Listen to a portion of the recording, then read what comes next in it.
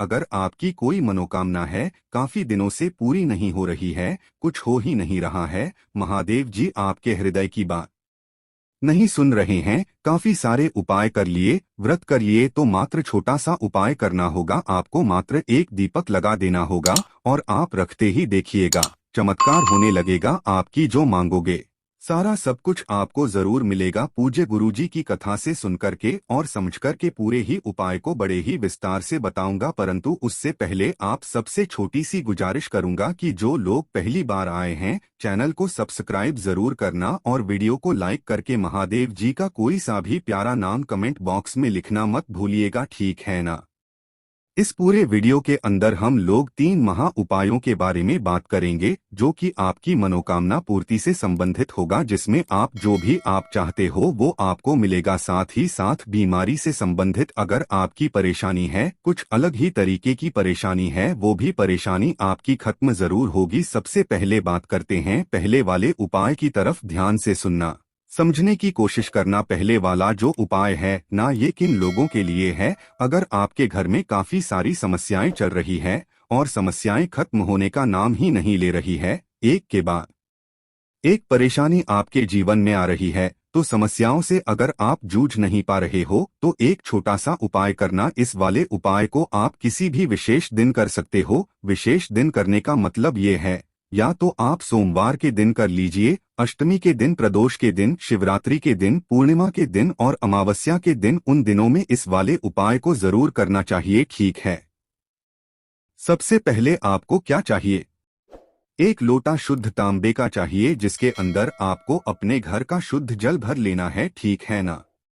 और इसी के साथ आपको तैयार करना होगा एक दीपक। भैया ध्यान से देखना, ये जो दीपक होना चाहिए, ये होना चाहिए मिट्टी का दीपक। इसके अंदर जो बत्ती लगेगी वो लगेगी गोल बत्ती, लंबी मत लगा देना, काफी लोग गलती कर देते हैं। और इसके अंदर जो भरोगे वो भरोगे माता का घी, ठीक है ना, गाय माता का घी भरना है। इस तरीके से एक दीपक तैयार कर लेना, जलाना नहीं है। अभी जब मैं बताऊंगा तब आप जला देना। कब आपको जलाना होगा, इसे लेकर के प्रदोष काल में आपको पहुंचना होगा। कहां पर, बेलपत्री के पेड़ के नीचे, यहां पर। और बेलपत्री के पेड़ के नीचे प्रदोष काल में जो व्यक्ति एक दीपक लगा देता है ना, एक दीपक इन खास स्थितियों पर या तो हर सोमवार के दिन कर लो, या फिर हर अमावस्या के दिन कर लो, या फिर हर शिव के दिन, या हर प्रदोष के दिन, जो व्यक्ति एक घी का दीपक मेरे देव आदि देव महादेव जी के लिए बेलपत्री के पेड़ के नीचे लगा देता है ना, उसके जीवन में कभी कोई बड़ी परेशानी पैदा नहीं होती है। अब मैं आपको इसी दीपक का एक बहुत ही बढ़िया उदाहरण, जो कि गुरुदेव ने अपनी कथा में बताया था, कि अगर कोई मेरी माता, बहन, स्त्री कोई भी ऐसी है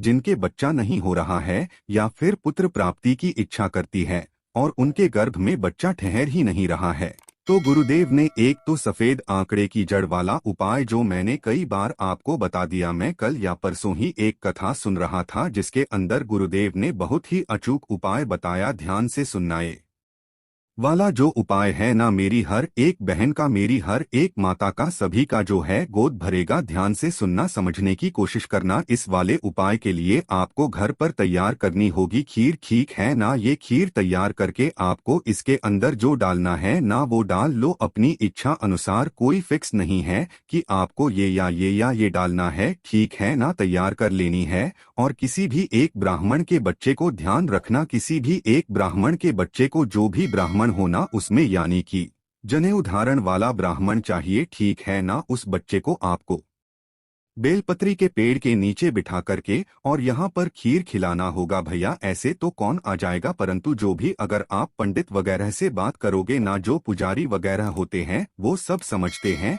इन सब चीजों को, ठीक है ना। अगर उनका कोई बच्चा वगैरह है तो उसको बोलना कि वो यहाँ पर जाए, खाएं। खीर खाने के बाद में उसकी थाली में उतनी खीर परोसना कि थोड़ा सा जूठन बच जाए, है ना। वो जो झूठी वाली खीर अगर कोई माता बहन खा लेती है ना, तो मात्र 2 महीने के अंदर अंदर उनके बच्चा ठहर जाता है, एकदम स्वस्थ होता है। और महादेव जी की कृपा से वो बहुत ही ज्यादा ज्ञानवान, गुणवान पुत्र की प्राप्ति उस स्त्री को जरूर होती है। बहुत ही अचूक उपाय है, जरूर करना। और हर विशेष दिन पर बेलपत्री के पेड़ के नीचे एक दीपक लगाना आप स्टार्ट कर देना। ये तो हो गया पहला उपाय, आप सारी समस्याएं जीवन की खत्म हो जाएगी। अब बात करते हैं दूसरे वाले उपाय की तरफ, ठीक है ना। देखिए, दूसरा वाला उपाय होगा आपकी इच्छा पूर्ति के लिए, मनोकामना पूर्ति के लिए। अगर आपको लगता है कि महादेव जी आपकी हृदय की बात सुन ही नहीं रहे हैं, आप डेली जो उपाय बताया जा रहा है, आप सारे उपाय कर रहे हो, परंतु फिर भी आपकी कोई मनोकामना पूरी नहीं हो रही है, तो मात्र 3 महीने का एक ये नियम धारण करना, और उसे 3 महीने के अंदर ही आपकी जो कामना होगी वो पूरी जरूर होगी। ध्यान से सुनना, कोशिश करना। एक लेना होगा आपको बेलपत्र, ठीक है ना। ये जो बेलपत्र लोगे ना, कहीं से भी खंडित नहीं होनी चाहिए, कहीं से भी टूटी फूटी नहीं रहनी चाहिए, ये चीज ध्यान रखना है। इसी के साथ आपको चाहिए थोड़ा सा शहद। अब जो शहद लो ना, वो लेना देसी शहद, मार्केट का ऐसा मत लेना जिसके अंदर केमिकल लगा हुआ रहे, ठीक है ना। ऐसा नहीं, आपको शुद्ध शहद ले लेना है, और साथ में ले लेना होगा 1 लोटा तांबे का शुद्ध शहद, ठीक है। अब ध्यान से सुनना, आपको करना क्या होगा। जैसे ही आप इसे लेकर के महादेव जी के मंदिर शिवलिंग के पास जाएंगे, सबसे पहले बता देता हूँ उपाय कब कर सकते हो। या तो किसी भी सोमवार के दिन कर लो, या फिर किसी भी अष्टमी के दिन कर लो। अष्टमी, नवमी है ना, एकादशी, एकादशी, और एक दिन बताया प्रदोष और शिवरात्रि। प्रदोष और शिवरात्रि, इन दिनों पर, खास दिनों पर आप इस उपाय को कर सकते हो। उत्तर दिशा की तरफ, नॉर्थ डायरेक्शन की तरफ मुंह करके बैठ जाना। सबसे पहले 1 लोटा शुद्ध जल मेरे देव आदि देव महादेव जी की शिवलिंग पर ठीक ऊपर आपको समर्पित करना होगा, का स्मरण करते हुए। अब जो आपने एक बेलपत्र लिया है, इस एक बेलपत्र की जो ये बीच वाली पत्ती होती है ना, ये वाली पत्ती, सबसे बड़ी वाली पत्ती, इस सबसे बड़ी वाली पत्ती का जो चिकना साइड का हिस्सा है, उस चिकने साइड के हिस्से लगाना होगा शहद। उस पूरे की पूरी पत्ती पर आपको अच्छे से शहद लगा देना है, ठीक है ना। और इस पत्ती को यहाँ से पकड़ना है ना, यहाँ से पकड़ के महादेव जी की शिवलिंग के ठीक ऊपर आपको समर्पित करना होगा। पत्ती का मुख रहेगा आपकी तरफ और डंडी रहेगी विपरीत दिशा में। इस वाले उपाय में ऐसे आपको समर्पित करना है, ठीक है ना। जिधर शहद लगाया है ना, वो शिवलिंग से टच होना चाहिए। जैसे ही आप पत्ती को समर्पित कर दे, इसी पत्ती के ऊपर आपको अपने दाहिने हाथ की रखनी है, और आपकी जो भी मनोकामना है ना, वो पूरी बोल करने के लिए महादेव जी से प्रार्थना करना। अब इस वाले उपाय को करने का एक तरीका, ध्यान से सुनना। अगर आपने सोमवार का दिन फिक्स किया है ना, तो आप हर सोमवार के दिन 3 महीने तक इस उपाय को करना। अगर आपने अष्टमी करा है, तो आपको अष्टमी के तिथि के दिन ही इस वाले उपाय को करना है। अगर आपने एकादशी चूज किया है, तो आपको हर एकादशी के दिन इस उपाय को करना होगा। और प्रदोष का दिन चूज किया है, तो प्रदोष के दिन करना नियम है। हर एक उपाय करने का, आपकी जो भी कामना होगी, मात्र 3 महीने के अंदर अंदर आपकी सारी मनोकामनाएं पूरी जरूर होगी। ये हो गया दूसरा उपाय। अब बात करते हैं तीसरा उपाय की तरफ, जो कि सबसे अचूक और सबसे सिंपल उपाय है। ध्यान से सुनना, समझने की कोशिश करना कि अगर आपके किस्मत बहुत ज्यादा खराब चल रही है, कुछ भी अच्छा नहीं हो रहा है ना। कई बार ऐसा समय आता है ना, तो कुछ भी हमारे साथ अच्छा नहीं होता है, किस्मत साथ नहीं दे रही होती है। आपको लगता है कि आप मुझसे ज्यादा बदनसीब कोई नहीं है, जिस कार्य में हाथ डालते हो सफलता ही नहीं है, तो ये वाला उपाय करना, ठीक है ना। कब करना है? किसी भी दिन कर लेना, हफ्ते में एक बार इस उपाय को जरूर करना, ठीक है ना। ध्यान से सुनना, आपको लेनी होगी मात्र एक बेलपत्र, जो कहीं से भी खंडित ना हो। इसी के साथ लेना होगा थोड़ा सा लाल चंदन पिसा हुआ, है ना।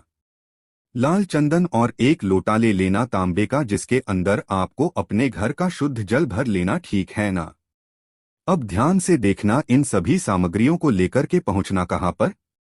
प्रदोष काल में। प्रदोष में कहाँ पर?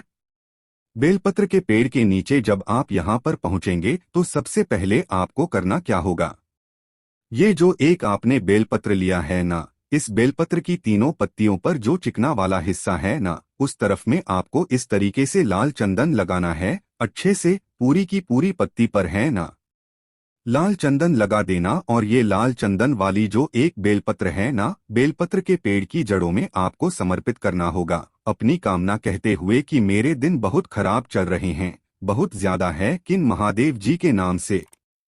अघोरेश्वर महादेव जी के नाम से। ये ध्यान रखना, नाम याद रखना कौन सा? अघोरेश्वर महादेव जी के नाम से, ठीक है ना? यहाँ समर्पित कर दिया। उसके बाद में अपनी कामना बोलना और कामना करने के बाद में आपको लोटा जल्द यहाँ पर नहीं चढ़ाना है। इस बेल पत्री को वापस यहाँ से उठा लेना और लेकर के पहुँच जाना कहाँ पर? महादेव जी के मंदिर शिवलिंग के पास उत्तर दिशा यानी कि नॉर्थ डायरेक्शन की तरफ मुंह करके खड़ा हो जाना और जो आपने बेल पत्री वहां से उठाई है वो वाली पत्री को आपको महादेव जी के शिवलिंग के ठीक ऊपर समर्पित करना होगा। डंडी का मुख आपकी तरफ रहेगा और बड़ी वाली पत्ती रहेगी दूसरी साइड में। जिधर आपने चंदन लगाया है वो वाला हिस्सा रहेगा शिवलिंग से टच होता हुआ समर्पित करना अघोरेश्वर महादेव जी के नाम से। किनके नाम से? अघोरेश्वर महादेव जी के नाम से। और इसी एक बेलपत्र पर आपको एक लुटा शुद्ध जल ओम नमः शिवाय श्री शिवाय नमस् तो भ्रम का स्मरण करते हुए चढ़ा देना। उसके बाद में यहाँ पर खड़े होना 2 मिनट श्री मंत्र का स्मरण करके आपकी जो भी विनती कामना है वो महादेव जी से कह दीजिए कि मेरी किस्मत बहुत खराब चल रही है, कुछ भी अच्छा नहीं हो रहा है, जिस कार्य में हाथ डालता हूँ सफल नहीं हो रहा है। मेरे देव आदि देव महादेव प्लीज मेरी इस परेशानी का समाधान कीजिए। ऐसी कामना करके आपको अपने घर की तरफ वापस चले आना है। पूज्य गुरु जी के ये सभी उपाय बहुत ही